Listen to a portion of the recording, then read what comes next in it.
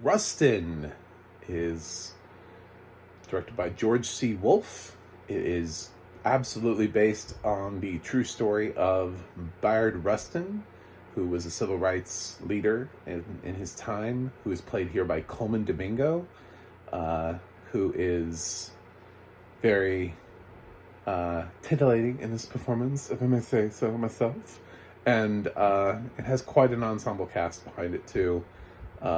Obviously, on the more well-known side, somebody's going to want me to say Chris Rock, but there are some other fantastic supporting performers throughout the film.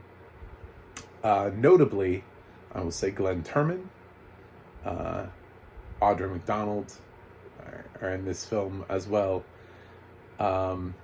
and also Jeffrey Wright, who is getting a lot of praise this year for another film that he's in. So it's a very wide and deep benched ensemble as people are cast in various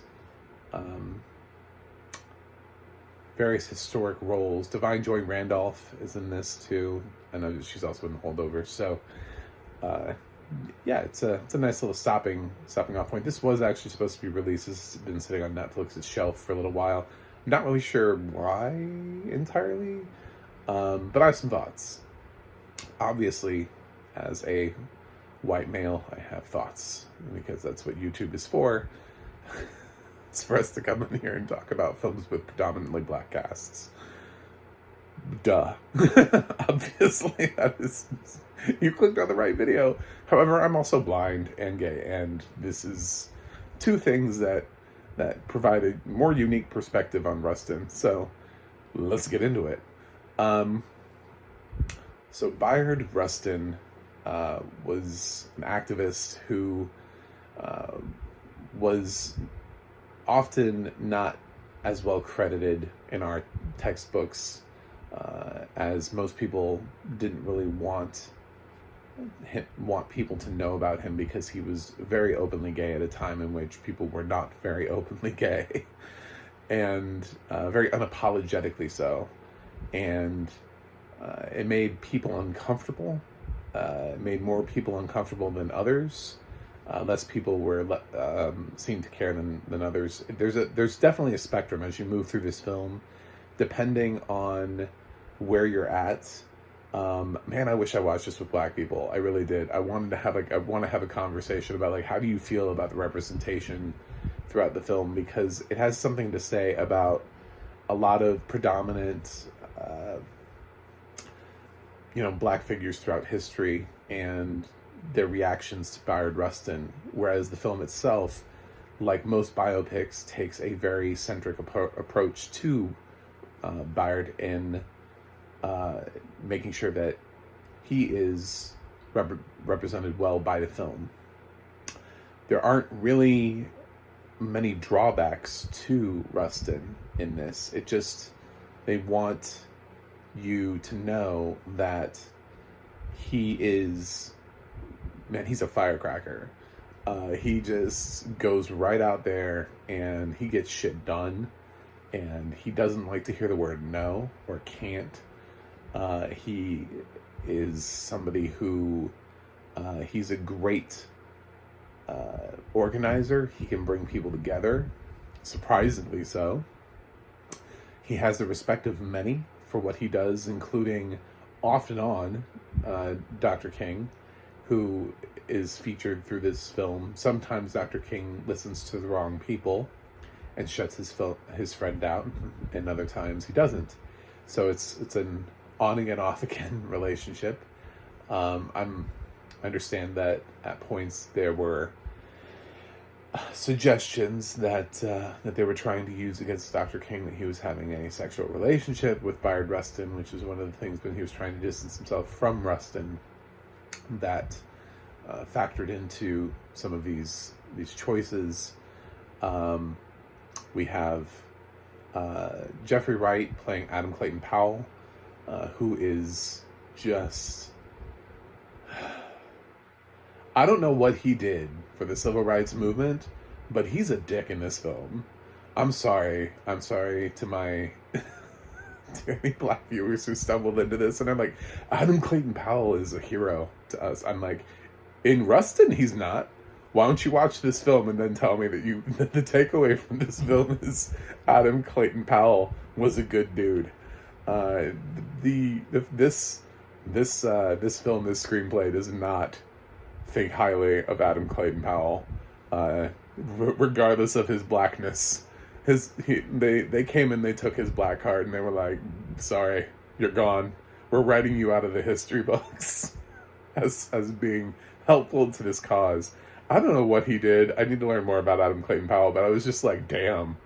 I've heard that name before. I don't know why, and all I know is Jeffrey Wright is doing a pretty damn good job of being like a Bond villain for this film, like the equivalent of a Bond villain. So yeah, he's an ass, like pretty much all the time in this film, to the point where actually Glenn Turman's best scene is shutting him down. Like, one of the reasons I love Glenn Turman's performance is he pisses off Glenn Turman's Randolph to the point where he's just like, "We have moved on, sir." It's just like, I was just like, oh my god, what is happening in this scene? The scene is great. And that's kind of how Rustin feels, too, is that a lot of the scenes are fantastic and written really well. This film has 2 credited screenwriters. I know one of them very well, Dustin Lance Black. I have a feeling he was brought in here to punch up the gay side of Rustin and to make sure that those elements work. And we're going to talk about that in a second. The other side is to make sure that I'm sure there's a black screenwriter here because I know Dustin Lance Black is not. So I'm sure the other screenwriter is black. I can't imagine 2 white dudes wrote this script. That would be insane. So I'm sure the other guy is making sure that the everything is portrayed properly in this film. If not, we definitely have George C. Wolfe, who also is responsible for films like Ma Rainey's Black Bottom. He's also done some pretty solid HBO movies like the Henrietta Lacks movie and also Lackawanna Blues. And just he's had a pretty decent career. I don't think that there's anything that really stands out to me in terms of, oh, he's making a stamp as a director. I feel like he's just somebody who can take something and translate it onto the screen. He feels like somebody who would have maybe been a great director for Fences if Denzel didn't want to step in. You know, I feel like he translates things that are text heavy rather well onto the screen and knows how to capture an actor delivering a monologue in a really truly and compelling way and make sure that he gets the best take out of that as humanly possible. So leading the pack of this is Coleman Domingo's just absolutely fantastic performance. There's a scene where Jeffrey Wright is being a dick. Adam Clayton Powell is being a dick to Rustin and is asking him, like, if there was someone in your organization who you knew was a troublemaker with a terrible reputation, would you not remove them? And then he was like, I would, unless that person was me. And then he launches into this really awesome monologue backed by sort of like an ensemble, like a chorus of people. Basically, he's like, this is what I did, bam. This is what I did, bam. This is what I did, bam. It's such a great speech. And it's not like a true monologue because it requires like these other people to help him list off sort of like, but if you took that scene, you would understand why he's like historically relevant to the social, equality movement of his time. It's just, it's perfect. It's such a perfect moment and such a solid answer to Powell's question. I cannot stress this enough to the black viewers. If Adam Clayton Powell is somebody that you hold in reverie, you will not after this film. He is a dick. in every single sequence in this film, in every single, at least with like some other characters, they get kind of like conflicted and they like sort of contribute and they float on both. I didn't see Adam Clayton Powell do anything that wasn't just like an outright, like a douchebag, just like a slap in the face, especially toward the title character. You know, it's man. It allows Jeffrey Wright to have one hell of a performance because every time he's on there, he gets to. Sometimes villains are fun to play, and he plays it really well. But yeah, it is, and Domingo is fantastic here. I'm a little worried about this film, and I'm a little worried about how Netflix is treating it, and I'm a little worried about maybe the lack of promotion, the lack of people caring about it. I watched this like the day after it came out, and it was only number 8 on their top 10. It was behind catalog titles and last week's release of The Killer. Like, it couldn't even top. I understand that this was like sort of a double week for them because they also had Best Week Ever, or Best Christmas, whatever that other movie is. That was released. I haven't reviewed yet. Rustin was more important. Sorry to, I think, Ed Helms in that movie. And I can understand maybe if it was behind that, because then it's sort of appropriately like, you know, we have 2 films, but man, Rustin just seemed to kind of whimper its way into the list. And I wish more people were watching this because it's a solid film. The only way that it fails as a film is, and this is where Dustin Lance Black comes in, is I would prefer he not get a screenplay nomination for this, because having known what he did with Milk and comparing his script for Milk with his script for Rustin, I don't know if his co-screenwriter was like, no, we're not going to do that. No. I don't know if like a lot of people told him no, but I'm just going to blame him. This is like the least gay thing he's ever written. The thing is, Byard was not really closeted. Like, everybody knew his deal. He was very unapologetically gay. He wasn't somebody who was struggling. He meets a lot of guys who are struggling with their sexuality and who are married, and he ends up dating these guys that are married, and then they're like struggling in their head because obviously being gay in the 60s is, I mean, being gay today is a challenge.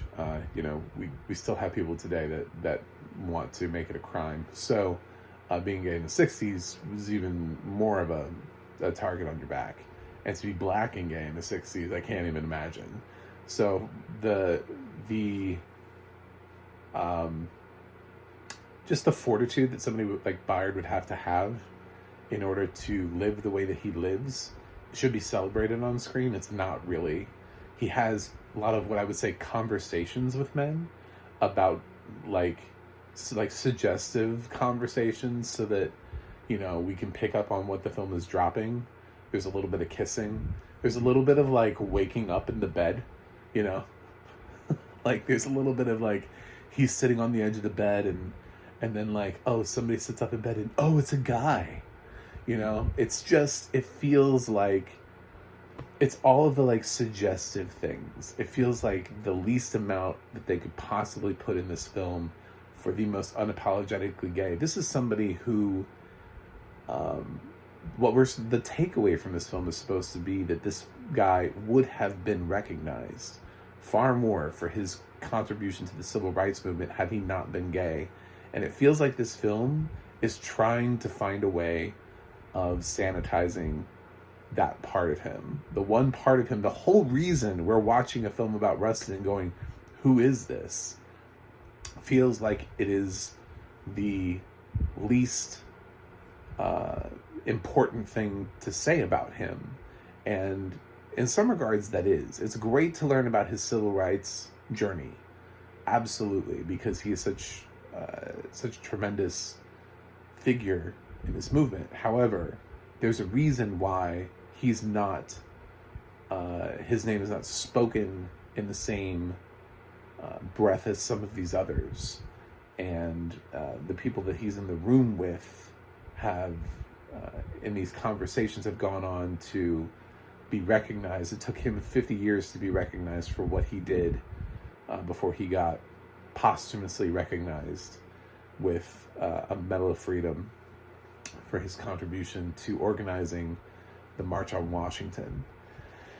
The largest march, peaceful protest, 250,000 plus people marched on Washington, and he was one of the biggest organizers of that event, and he constantly had to fight uphill battles because he made people uncomfortable. And this film makes no one uncomfortable. This film, has, your grandmother will be fine. You know what I'm saying? Like, this is for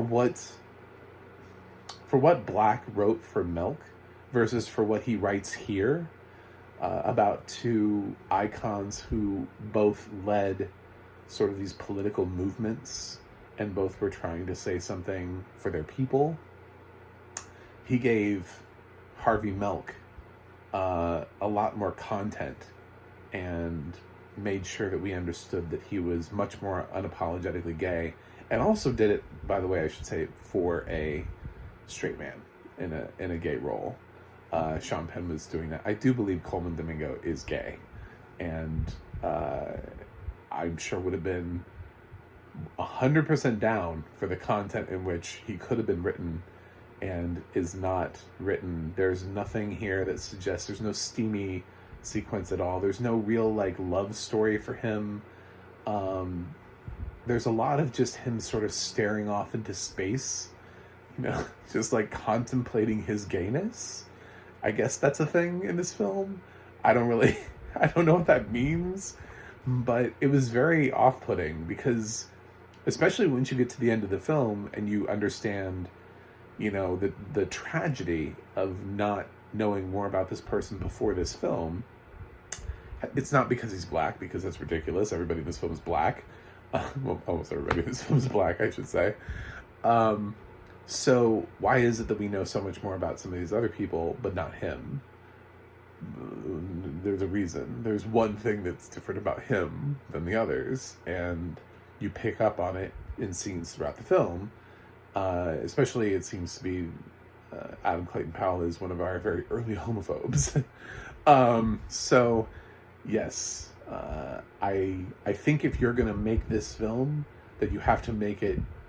If he's so unapologetically and open in a time when it wasn't okay to be, then when we release this time in a film where it's a lot better because people like him were so open back when they were, the least we can do is to try to tell his story the way in which he would want it to be told. I can't imagine that this is the film that Bayard would want representing him, that he would want the world to know, he was kind of gay. He was a little gay. He flirted with some guys, maybe kissed them. I don't know. Yeah, just suggestively, you know. No, go all in. This one's PG-13. I'm not saying I need like hardcore sex scenes in this film. I don't need to call anybody by their name, but at the same time, there's more that you can show. There's more actual intimacy. He's shown so much intimacy through people who have like really conflicted feelings about their gayness. Like he never finds anybody who just has a moment, you know, who can just have a moment with him. It's all very sort of like, ooh, 1960s gay, where it's like standing in dark corners and all the men are already married because they're secretly in the closet, except Bayard. Well, that kind of really just cuts on his story because he doesn't ever get to have just a part of himself really truly be shown on camera. He's constantly, it's like even that part of his life is telling him to shut up and sit down, you know? And it just feels like, why are we here? Why this script? Why this screenplay? So while I really enjoyed Rustin, I hope this screenplay gets 0 nominations for anything across the board, because I think the balance for which it chose is just bizarre. It's bizarre to try to prop up somebody and say, this is why they were forgotten from history, and this is also what we've chosen to forget from the film, in large part. It's absurd. So, that's the screenplay. It's just one of the weakest things in the film. I think I mentioned that I liked Audra McDonald's performance. She's in it for like, I don't know, like 3 minutes, but her 3 minutes are fire. Like, her 3 minutes, she comes in, and I was like, damn. if we're gonna Judd Hirsch anybody to like a limited amount of screen time to a nomination, Audra McDonald would be great. She's got like one great scene, but it's a great scene. People talk a lot about, when you hear them talk about Emily Blunt and Oppenheimer, they're like, yeah, she doesn't really do much the whole movie, but she's got that one scene. Audra McDonald literally doesn't do anything the whole movie, but she's got one scene. So I wish more people would talk about it. It's a great scene. So anyway, Rustin, I really liked it. Coleman Domingo is fantastic. A trio of supporting performances that I've already mentioned: Glenn Turman, Jeffrey Wright, Audra McDonald, all fantastic stand-up performances. Chris Rock's fine. He just, in a sea of ensemble performances, you know, I like Chris Rock. I love Divine Joy Randolph. Adrian Warren's in this. There are other people that I know. I'm not actually that familiar with Glenn Turman off the top of my head, but he's stood out for me. There are certain just supporting performances, but it's really hard. All of them are standing in the shadow of Coleman Domingo's tremendous performance. I am deeply afraid that nobody is watching this film and he is not going to get an Oscar nomination. This is going to be just like last year with Daniel Detweiler in Till, where people just don't care enough about this film and this person does not end up getting a nomination. And I think that would be a travesty. Domingo is fantastic. The way that which he attacks the dialogue, and just keeps this presence. I think it's the best performance I've seen from Coleman Domingo of his career. He's a strong actor to begin with. And to be fair, I haven't seen any of his stage work. I don't live in New York. But yeah, he's a fantastic actor that has been begging for a role like this where he can really just shine. And Rustin does this for him. It just, unfortunately, even with the addition of Dustin Lance Black on the screenplay, does not do for Rustin what it should do. And sadly, I'm going to give Rustin a B+. The audio description here is fantastic. It's done by Sri Gordon. It's written by Dakota Green. And it's it has a massive cast. Huge ensemble cast of characters constantly moving in and out. The amount of screen time between Rustin and anybody else is huge. It really is like Rustin and a choir behind him, if that makes any sense. Even some of the people I named have nowhere near the amount of screen time that he has. There really isn't a second character that feels like he has that they have remotely the same amount of screen time. So they have to balance the cast. I think Sri's voice is really nice for this film because mostly this is an uplifting film about a man who's trying to uplift his people and inspire them to do better and to join this movement and to march on Washington. There are very few scenes in this film that I would say are uncomfortable. We've seen a lot of civil rights films that are that have included some rather disturbing content in them to remind us that this was not a good time for people. This film has a little bit of that, but not enough to where I would say that Sri's very pleasant narration is unwarranted. So I thought it was very nice, very well done. Wasn't even something that I was necessarily thinking about while I was in this film. The whole film, I just thought she was a really pleasant voice to have. And in a voice where And in a film where there were so many men speaking all the time, it was actually kind of nice to have a female narrator, because her voice never got lost in a sea of men. And there are actual conversations about that too, about why women are not a bigger part of this conversation. And again, doesn't make black men look great from this time period for leaving women out of the conversation. So this one really has a lot to say. I don't know that it says all of the right things or necessarily says all that it needs to say, but that's a screenplay thing. I think it's that the cast is tremendous and the directing is perfectly fine from George C. Wolfe. So very competently directed. And that's it. That's all I got. So thanks for watching. Thanks for subscribing. Hopefully we'll hear Domingo's name at the Oscar nominations. I'm rooting for him. It was one hell of a performance. And in the meantime, you have a website, macthemovieguy.com. You can follow me on X, Threads, or Twitter. And of course, you can click subscribe here. I'm so close to 200, guys. I'm 4 people away. I need 4 more to hit 200, 5 to break it.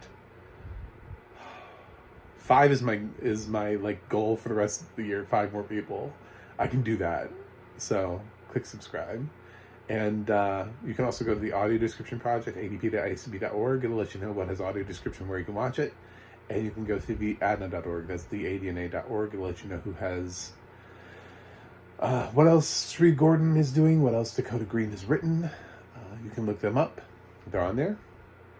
And also, I will watch something else and see you guys on the other side.